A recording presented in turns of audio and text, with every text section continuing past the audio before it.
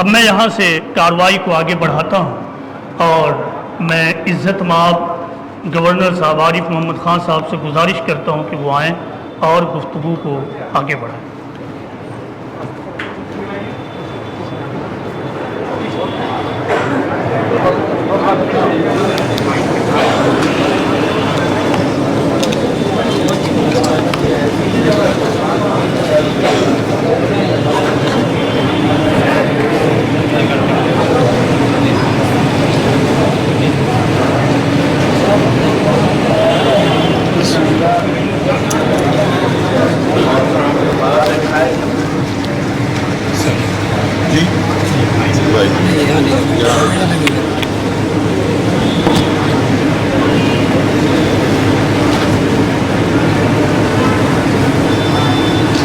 سابق member parliament محترم doctor اعجاز علی صاحب، پھلواری شریف نگر پریشد کے پرانے چیئرمین جناب آفتاب عالم صاحب، centre for piece and objective studies کے صدر محترم مولانا عبدالحکم محمد دانیال صاحب، بپن راوت جی، یہاں پر موجود معزز سامعین، دانیال صاحب کی جامع تقریر کے بعد اس میں کیا اور مزید کہہ سکتا ہوں وہ شاید ممکن نہیں ہے، اور اسی لیے میں نے ان سے درخواست کی تھی کہ میں کچھ باتیں کہوں گا، لیکن مجھے زیادہ اچھا لگے گا کہ اگر تقریر کی بجائے اگر کچھ ہمارے عزیزوں کے دماغ میں انہی چیزوں کو لے کر سوال یا شبہات ہیں اور وہ اس کا ذکر کریں تو مجھے اچھا لگے گا کہ میں جتنی میری استعداد ہے اس کے مطابق میں اس کی کوئی صفائی دے سکوں۔ میں بہت زیادہ لمبی بات نہیں کہوں گا، لیکن اتنا جانتا ہوں، ایک حدیث آپ کو کہ آپ کے سپرد کروں گا اور ایک قرآن حکیم کی آیت۔ جب حضور صلی اللہ علیہ وسلم کے لیے، ان کے ماننے والوں کے لیے زندگی مشکل کر دی گئی اور جان لینے کے منصوبے بنائے گئے اور حضور صلی اللہ علیہ وسلم ہجرت کر کے مدینے گئے، تو جہاں آج مدینے کے باہر جو مسجد ہے جسے مسجد قبلتین کہتے ہیں، وہاں پر قیام فرمایا۔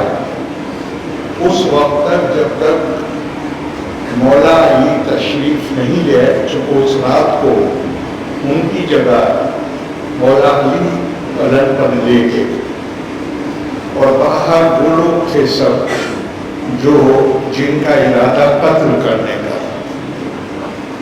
تو وہاں رکے رہے، اور ان کے آنے کے بعد اس پر اختلاف ہے کہ کتنے دن رہے، اس میں نہیں جا رہا ہوں۔ جہاں آج مسجد نبوی ہے جو حضرت ایوب انصاری کا گھر ہوتا تھا، وہاں کے لیے جب آپ نے پوچھ فرمایا تو ساری سیرت کی کتابیں کہتی ہیں، کسی کو بھی پڑھی، کہ حضور صلی اللہ علیہ وسلم کی زبان مبارک پر 4 یا 5 جملے تھے، اور اس کے غور کیجئے گا، یا ایھا الناس۔ مدینے میں ایمان لانے والوں کی بڑی تعداد ہو گئی تھی، اسی کے بعد حضور صلی اللہ علیہ وسلم نے، وہ حضرت مصعب کا خط ہے کہ اب مدینے میں کثرت سے لوگ آپ کے اوپر ایمان لے آئے ہیں، اس لیے اب آپ کوچ فرما لیجیے مکے سے. تو یہ نہیں کہا یا ایھا المسلمین اے مسلمانوں، کہا یا ایھا الناس اے لوگوں. پہلا جملہ تھا افشوا السلام. کیا ترجمہ ہوا؟ شانتی پھیلاؤ، امن قائم کرو. وَأَطْعِمُوا الطَّعَامَ، بھوکے کو کھانا کھلاؤ. کھانا کھلانے کی کتنی فضیلت ہے، آپ جو پڑھیے قرآن حکیم. وَصِلُوا الْأَرْحَامَ، اور ماں جانوں کے حقوق کو ادا کرو. وَصَلُّوا بِاللَّيْلِ وَالنَّاسُ نِيَامٌ، اور جب دوسرے لوگ رات میں سو رہے ہوں اس وقت اٹھ کر اللہ کے حضور اپنا سر جھکا.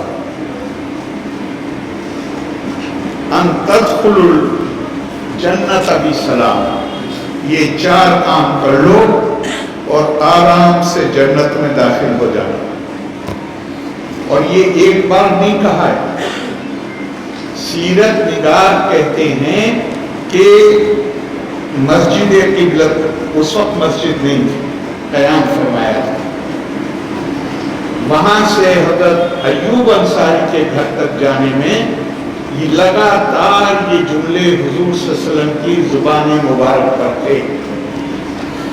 ایک میں آپ کو بہت ساری جو غلط فہمیاں ہمارے دماغ میں بنا دی گئی ہیں اس کو دور کرنے کے لیے قرآن حکیم کی آیت بتاتا ہوں.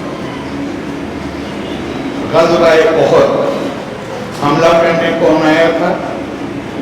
مدینے کے باہر لڑائی ہوئی ہے، مکے کے باہر نہیں ہوئی.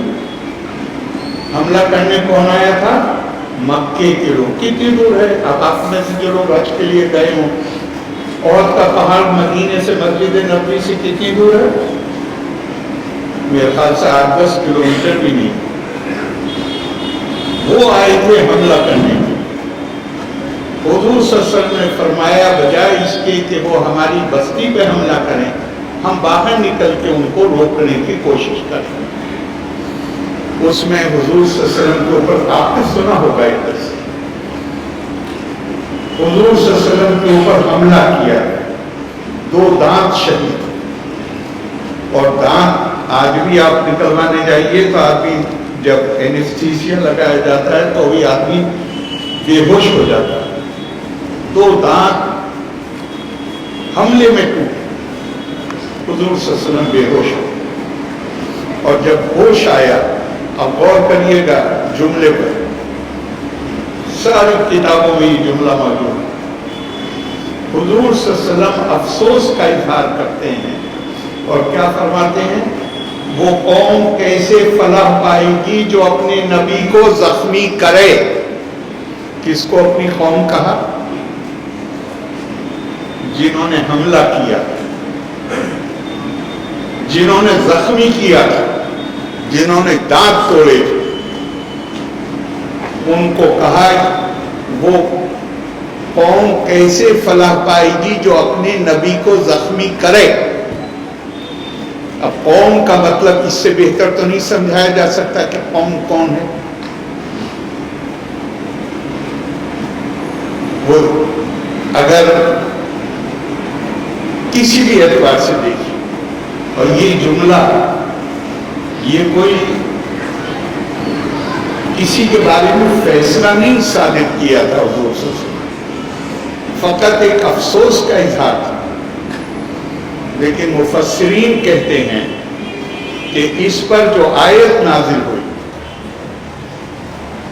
وہ ہے لَيْسَ لَكَ مِنَ الْأَمْرِ شَيْءٌ أَوْ يَتُوبَ عَلَيْهِمْ أَوْ يُعَذِّبَهُمْ فَإِنَّهُمْ ظَالِمُونَ.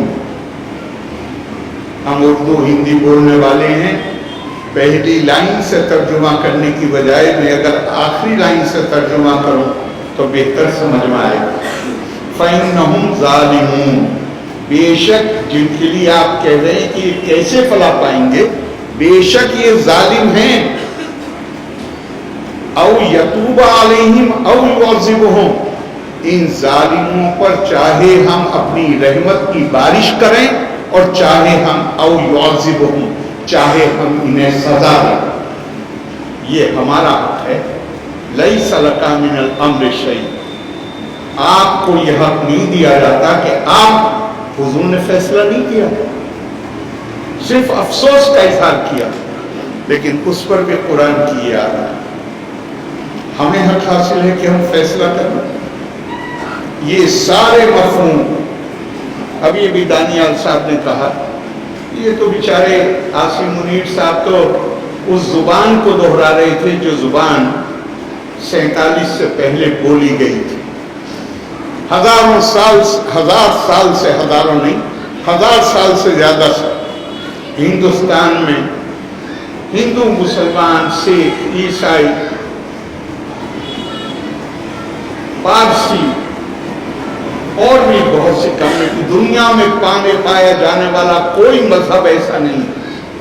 हमारे जैन भाई हैं, हमारे बुद्धिस्ट भाई हैं, कोई मजहब ऐसा नहीं है दुनिया में पाया जाने वाला जिसके मानने वाले हिंदुस्तान में ना हो। अब दो कौमी नजरिया, अगर आप कहते हो कि कौम मजहब से बनती है, तो भी हिंदुस्तान में 2 मजहब तो नहीं थे, फिर आपको कहना चाहिए था कि यहाँ पे 7-8 कौमें बसती। लेकिन ये क्यों है? ये इसलिए है कि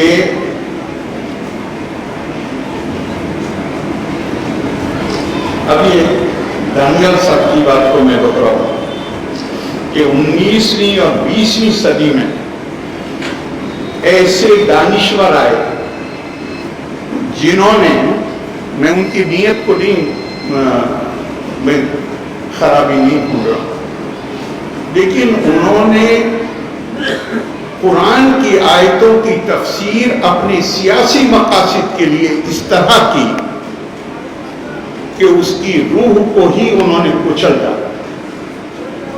और इसकी पेशिन गोई कुरान हकीम में है,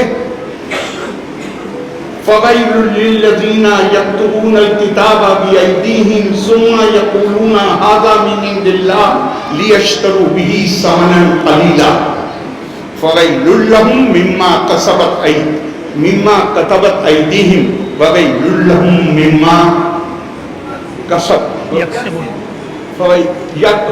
यक्सिबून फ़वैलुल लहुम मिम्मा कतबत यक्तिबून ववैलुल लहुम मिम्मा यक्सिबून।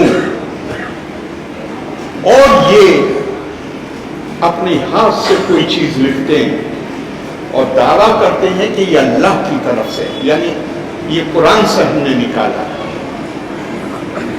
किस काम के लिए? लियश्तरू बिही समनन क़लीला, वो ताकि उससे दुनिया के कुछ फायदे हासिल कर सके।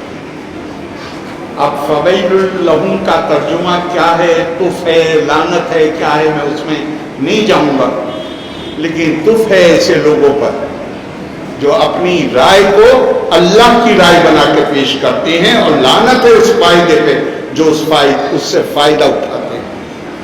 और एक जगह तो कमाल की आयत है कुरान, कयामत के दिन हुजूर सल्लल्लाहु अलैहि वसल्लम रब्बुल इज्जत से शिकायत करेंगे, वक़ाल रसूल या रब्बी इन्ना कौमी तखज़ू हाज़ल कुरआना महजूरा। या अल्लाह, ये वो लोग हैं, मेरे लोग हैं, जिन्होंने इस कुरान को, मैं तर्जुमा नहीं कर रहा हूं, आपको सिर्फ बताऊंगा कि किस हालत को महजूरी की हालत कहते हैं, जिन्होंने इस कुरान को महजूर बना दिया। महजूर किसे कहते हैं? अरब जब ऊंट को हलाल करने के लिए उसके चारों पैरों में रस्सी बांध के उसको गिराते हैं, उसको हालत महजूरी कहा जाता है। एक हालत मजबूरी होती है, और ये है हालत महजूरी। तो ये उसके नतीजे में उन्होंने कह दिया कि हुजूर सल्लल्लाहु अलैहि वसल्लम तो अपने ऊपर हमला करने वालों को भी कह रहे हैं मेरी कौम, ये कह रहे हैं नहीं, कौम तो मजहब से बनती है। और ये जो भी हुआ, गौर करिएगा, इस तरह से इस्लाम का नाम, इससे ज्यादा अंग्रेजी में कहते हैं, एक होता है इस्तेमाल और एक होता है गैर मुनासिब इस्तेमाल, एब्यूज, यूज एंड एब्यूज। किस तरह किया? अगर इस्लाम के नाम पे, अगर कलमे के नाम पे मुल्क बना था तो उसके तो 25 साल में 2 टुकड़े हो गए। ये कैसे हुआ? कि क्या दीन में, क्या पाकिस्तान का नजरिया नाकाम हुआ या इस्लाम नाकाम हुआ? इस्लाम में नाकाम होने वाली कोई चीज नहीं है, पाकिस्तान का नजरिया नाकाम हुआ, क्योंकि उन्होंने इतना बड़ा गुनाह, यहीं बिहार के लोग 1947 में बड़ी तादाद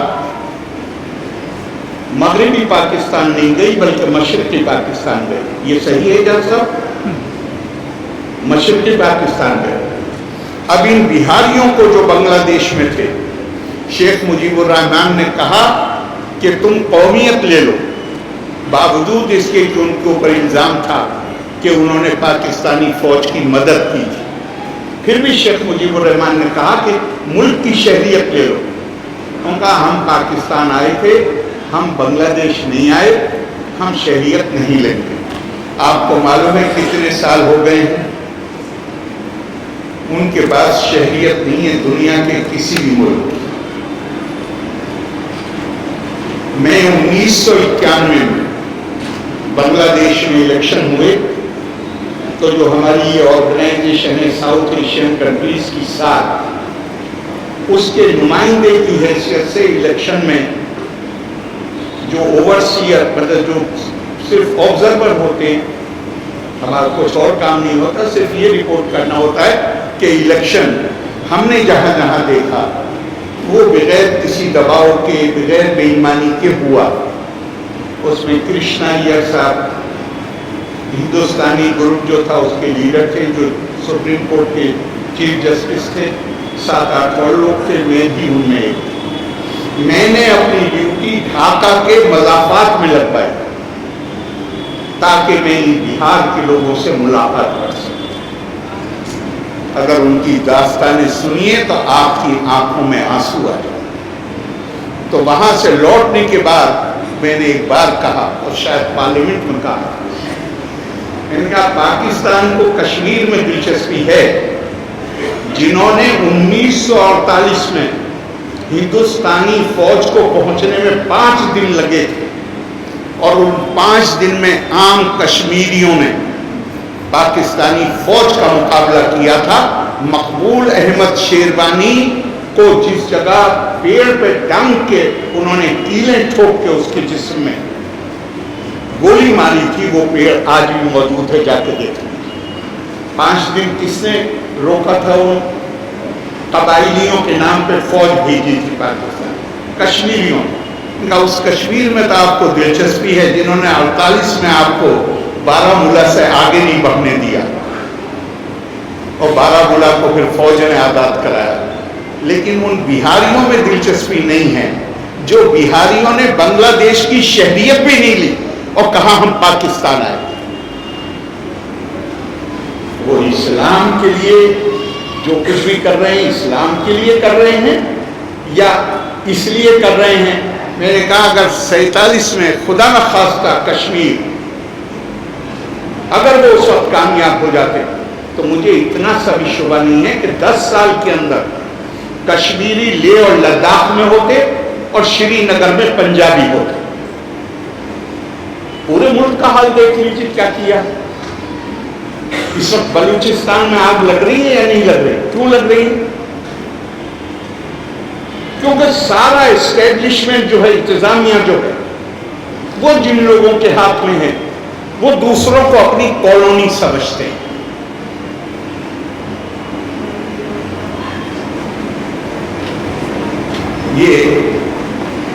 نفرتوں کے بیچ ہو. میں بہت دفعہ لوگوں سے سوال کرتا ہوں، میں اگر اسلام کا ماننے والا ہوں، میرا کیا رول ہونا چاہیے، مجھے کس طرح عمل کرنا چاہیے، یہ میں طے کروں گا یا قرآن طے کرے گا؟ کون طے کرے گا؟ میں آپ سے یا تو میں یہ کہوں نہیں کہ میں ماننے والا ہوں، لیکن اگر میں ماننے والا ہوں تو کون طے کرے گا؟ قرآن صاف صاف آپ کا رول بتاتا ہے کہ آپ کا رول کیا ہونا چاہیے. کہتا ہے کنتم خیر امت اخرجت للناس. ہم نے اکثر تقریروں میں سنا ہے، بچپن میں نے سنا ہے، جو تقریر کرنے والے صاحب ہیں وہ کہتے ہیں تم بہترین کمیونٹی ہو، اللہ نے تمہیں بہترین بنایا، اور آگے کا حصہ نہیں بتاتے. ارے یہ بھی تو بتاؤ کس کے لیے بہترین بنایا؟ کنتم خیر امت، یہاں پہ خلق کا لفظ استعمال نہیں کیا گیا. جو قرآن یہ مانتا ہے کہ اسلام ایک نظریہ ہے، نظریہ آپ نظریے میں پیدا نہیں ہوتے، نظریے کو آپ قبول کرتے، تو اخرجت لفظ استعمال کیا. تمہیں منظم کیا گیا، کاہے کے لیے؟ بہترین طریقے سے. کس کے لیے؟ اخرجت للناس. ابھی آپ کہہ رہے تھے رب العالمین رب المسلمین نہیں ہے، اور آپ کے لیے کیا کہا؟ یہ نہیں کہا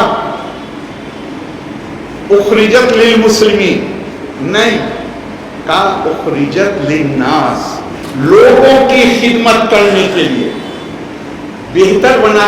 کیونکہ ایک حدیث میں حضور صلی اللہ علیہ وسلم فرمایا خیرکم من یدفع الناس، تم میں بہترین وہ ہے جو لوگوں کے لیے، مسلمانوں کے لیے نہیں کہا، تم میں بہترین وہ ہے جو لوگوں کے لیے بہترین.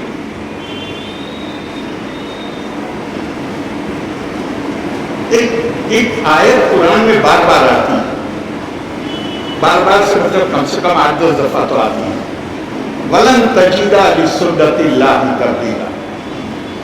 اللہ کے طریقے، اللہ کی سنت کبھی بدلتی نہیں. کیا مطلب ہوا اس کا؟ اس کا مطلب یہ ہوا چاہے جتنی طاقتور حکومت ہو، اگر سورج کو 5:06 پہ نکلنا ہے تو حکومت اسے یہ حکم نہیں دے سکتی کہ تم 5:03 پہ نکلو. وہ اللہ کے طریقے. اسی طرح اللہ کے طریقے ہیں کامیابی اور سرفرازی کے. ان طریقوں کو جو اپنائے گا وہ کامیاب اور سرفراز ہوگا. اور قرآن کہتا ہے مثال دے کے، سیلاب آتا ہے، جھاگ آتا ہے، اس کے ساتھ پانی جذب ہوتا ہے زمین میں اور زمین کو زرخیز بناتا ہے. سونار سونے کو پگھلاتا ہے، اس پر بھی جھاگ آتے ہیں، وہ جھاگ ختم ہو جاتے ہیں، لیکن سونے کے برتن بنائے جاتے ہیں. یہ مثال دے کے قرآن حکیم میں آتا ہے فَأَمَّا الزَّبَدُ فَيَذْهَبُ جُفَاءً، جن کا وجود غیر نافع ہے یا غیر منفعت بخش ہے، جن سے کسی کو کوئی فائدہ نہیں پہنچتا، وہ جھاگ کی طرح ختم ہو جائیں گے. لیکن جن سے فائدہ پہنچتا ہے تو اللہ کا وعدہ ہے ہم انہیں زندہ رکھتے ہیں. زندہ رکھنے کا مطلب کیا ہے؟ عزت کامرانی کے ساتھ ان کو زندہ رکھتے ہیں. ان کے کیے ہوئے کام جب تک لوگوں کو فائدہ پہنچاتے رہیں گے انہیں یاد کیا جائے گا. میں کئی دفعہ، دانیال صاحب مجھے معاف کریے گا اگر میں کچھ غلط کہوں اور درست کر دیجیے. 5 وقت کی نماز میں اگر کوئی سورت پڑھنا ضروری ہے تو وہ سورہ فاتحہ. جی باقی آپ کی مرضی ہے کہ آپ قرآن حکیم کے جس حصے سے چاہیں اس سے پڑھیں، لیکن فاتحہ میں آپ کی مرضی نہیں. کبھی فاتحہ کا ترجمہ ہی ہم پڑھنے کی کیا کہا جا رہا ہے؟ الحمدللہ، بسم اللہ الرحمن الرحیم، الحمدللہ رب العالمین الرحمن الرحیم مالک یوم الدین. یہ صفاتی بیان ہے، اللہ کی صفات بیان کی گئی.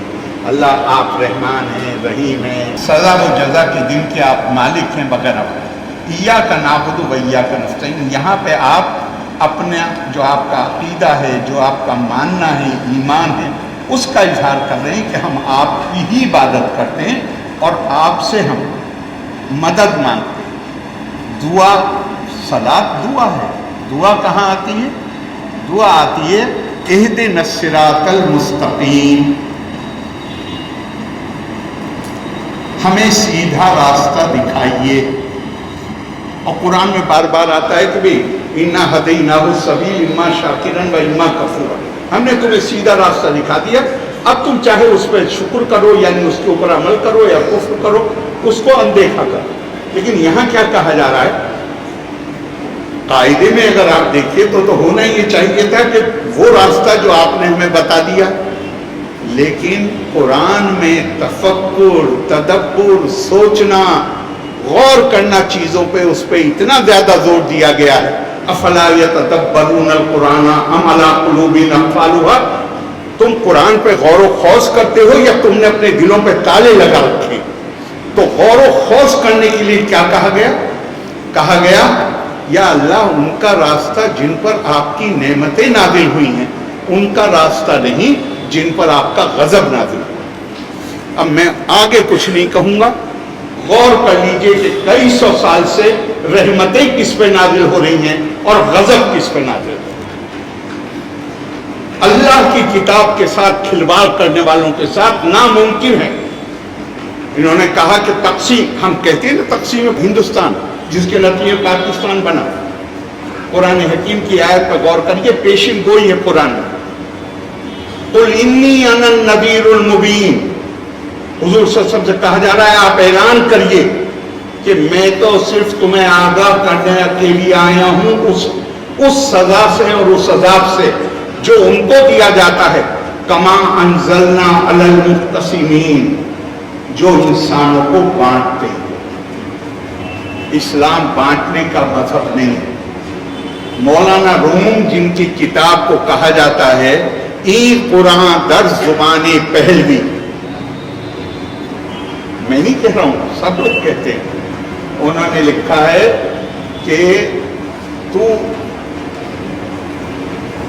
نبیوں کا کار نبوت اور نبیوں کے ماننے والوں کا فرض کیا ہے اس کے بارے میں لکھا ہے، تو برائے وصل کردن آمدی نئے برائے فصل کردن آمدی، تمہیں بھیجا گیا ہے کہ تم لوگوں کو اکٹھا کرو، ان کے بیچ میں پل بناؤ، ان کے دلوں کو جوڑو، اس کے لیے نہیں بھیجا گیا ہے کہ تم ان کے بیچ میں دوریاں پیدا کرو۔ یہ ایسے ہی نہیں 25 سال بھی نہیں چل پایا وہ، اس لیے کہ انہوں نے اس سے زیادہ قرآن کا ناجائز استعمال نہیں، اور آج بھی وہ وہی کام کر رہے ہیں جہاد کے نام۔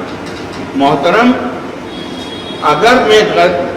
اگر مجھے صحیح یاد ہے تو مفسرین نے لکھا ہے کہ 11 سال یا 13 سال مکہ معظمہ اور 2 سال مدینے میں ہجرت کے بعد جب کوئی صحابی آتے تھے کہ ہم تو پہلے ہی بھلے تھے، اتنی بے عزتی تو کبھی نہیں ہوئی، تو حضور صلی اللہ علیہ وسلم ان کو پرانی مثالیں دیتے تھے اور کہتے تھے کہ اگر تمہیں جواب دینا ہے اور ہاتھ اٹھانا ہے تو پھر تم اسلام چھوڑ دو۔ اجازت ہی نہیں تھی کسی کو۔ اجازت کب آئی؟ سورہ حج میں اذن للذین یقاتلون بانہم ظلموا، اور اجازت دی جاتی ہے ان کو لڑنے کی جن کے اوپر ظلم کیا گیا ہے۔ وَإِنَّ اللَّهَ عَلَىٰ نَصْرِهِمْ لَقَدِيرٌ، مظلوم کو مدد کرنے کے لیے اللہ کافی۔ اور پھر کیا کہا؟ الَّذِينَ أُخْرِجُوا مِن دِيَارِهِمْ بِغَيْرِ حَقٍّ إِلَّا أَن يَقُولُوا رَبُّنَا اللَّهُ وَلَوْلَا دَفْعُ اللَّهِ النَّاسَ بَعْضُهُم بِبَعْضٍ لَهُدِّمَتْ صَوَامِعُ وَبِيَعٌ وَصَلَوَاتٌ وَمَسَاجِدُ يُذْكَرُ فِيهَا اسْمُ اللَّهِ كَثِيرًا۔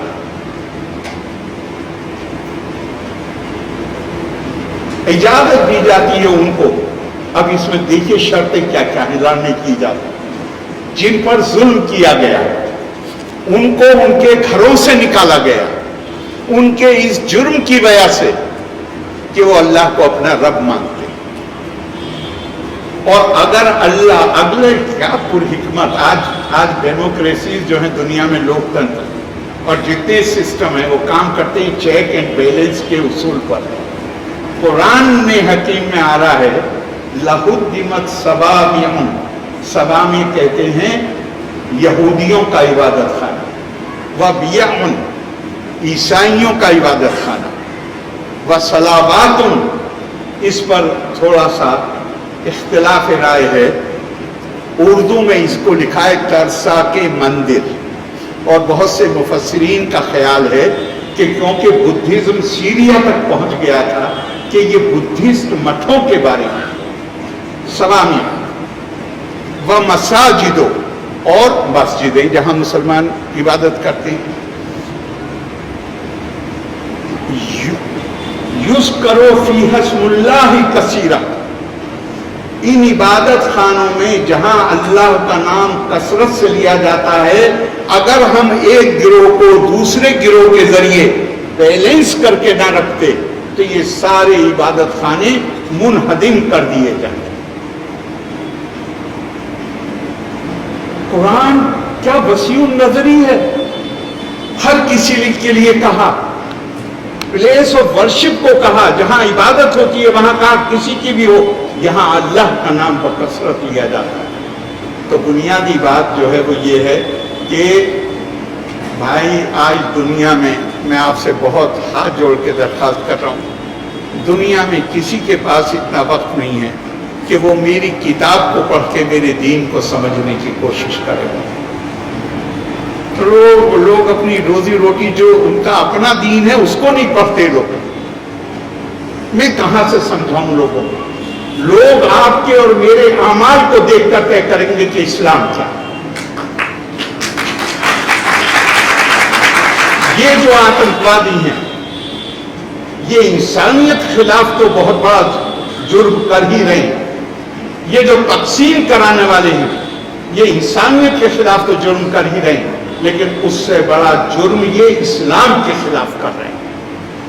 اور جب تک ہم ان کو یہ بتائیں گے نہیں کہ ہمیں اس طرح کی حرکتیں قبول نہیں، اور ہم نے بڑے زور سے بتایا، مجھے ذرا رتی برابر بھی شبہ نہیں، ہندوستانی مسلمان نے بہت ساری چیزیں، بہت سے لوگ ہمارے سماج میں بھی وہ ہیں ہندوستانی سماج میں جو چیزوں کو بے مقصدی ابھارنا چاہتے، اس کے باوجود مثالی عمل رہا ہے. تو میں آپ سب کو اور پھر ہم جتنا شکر کریں مالک کا وہ کم ہے کہ ایسے لوگوں کو جو انسانیت کے خلاف بھی جرائم کر رہے ہیں، اسلام کے خلاف بھی جرائم کر رہے ہیں، پہلے ہی دن ایسے 9 مرکزوں کو ہندوستان کی فوج نے اڑا دیا. اور وہ رپورٹیں سب آپ نے دیکھی ہوں گی، میں بھی دیکھ رہا ہوں، لیکن ہر وقت ہمیں محتاط رہنے کی ضرورت ہے، ان لوگوں پہ نظر رکھنے کی ضرورت ہے جو رکھنے ڈالتے ہیں، جو سماج کو تقسیم کرنے کی کوشش کرتے ہیں. اور میں نے جیسا سب سے پہلے بتایا کہ حضور صلی اللہ علیہ وسلم کی تعلیمات میں تو پہلے نمبر پہ ہے افشوا السلام، امن قائم کرو، شانتی قائم کرو، پھر ہے بھوکے کو کھانا کھلانا ہے اور دوسری چیزیں. تو میں آپ نے یہاں بلایا، آپ نے یہ اتنے لوگوں کو اکٹھا کیا اس مسئلے پہ لوگوں کو بتانے کے لیے، میں آپ کو مبارکباد دیتا ہوں.